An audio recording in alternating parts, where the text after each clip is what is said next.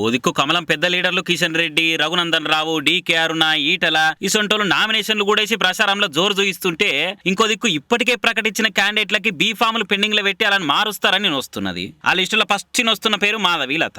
ఆమెకి Hyderabad MP ticket ఇస్తున్నాము అని హైకమాండ్ చెప్పిన కాంచి బయటోళ్లే కాదు క్యాడర్ కూడా కామెంట్లు చేస్తున్నారని బయటికి బాగా నేను వస్తున్నది. అటు కరోనా కాలంలో ఆమె పేరు మీద ఉన్న దావకాన లచ్చల బిల్లేసి జనాల ఉసురు పోసుకున్నారని పార్టీలు పబ్లిక్ కూడా గరమవుతున్నారు. మీదికి ఆమె డైలాగులు సొంత ఎలివేషన్లతో నడమ సోషల్ మీడియాలో బాగా ట్రోల్ అవుతుంది, కాంట్రవర్సీలకి సెంటర్ పాయింట్ అవుతుంది. ఎందుకు రిస్క్ తీసుకున్నాడు అని అనుకున్నారా, లేకుంటే మరి అసలు మతలం ఏందో తెలియదు కానీ మొత్తానికైతే బీఫామ్ ఇవ్వకుండా ఆపేస్తున్నారని జోరుగిన వస్తున్నది. ఇక ఇంకో దిక్కు Peddapalli MP candidate Gomasa Srinivas party ప్రోగ్రాంలు ఎక్కువ కానొస్తలేడు, ప్రచారంలో పబ్లిక్ లకు ఓతలేడు ఎక్కువ అని బీజేపీ పెద్ద లీడర్లు బీపీ మీద ఉన్నారన్న టాక్ ఉంది. అందుకే ఆయన కూడా పెండింగ్ పెట్టిరట. అట్లనే మహిబాద్కి వెళ్ళి సీతారాం నాయక్, నల్గొండకెళ్ళి సైద్ రెడ్డి, ఇగో మొత్తం ఈ నలుగురిని పెండింగ్ లో పెట్టిరట బీఫామ్లు ఇవ్వకుండా. ఓ దిక్కు డబల్ డిజిట్ సీట్లు కొడతామని చెప్పుకుంటా, ఇంకో దిక్కు నామినేషన్లు చాలైనాక బీ ఫామ్ ఆపి క్యాండిడేట్లను మారిస్తే మరి అయ్యే పనేనా అనుకుంటా అనుమానం పడుతున్నారు కొందరు. మరి పెండింగ్ పెట్టేందుకు ఏంది అసలు కారణము? ఆలస్యమైన అసలు ఇస్తారా ఇయ్యరా, లేకుంటే మందలిచ్చి మందల తిరుగురని బుద్ధి చెప్తారా? ఒకవేళ ఇయ్యకుంటే వేరే ఏ క్యాండిడేట్లు నిలబెడతారు? ఇగో ఈ కొచ్చలన్నీ కమలం క్యాడర్ల చక్కర్లు కొడుతున్నాయి. ఇప్పుడు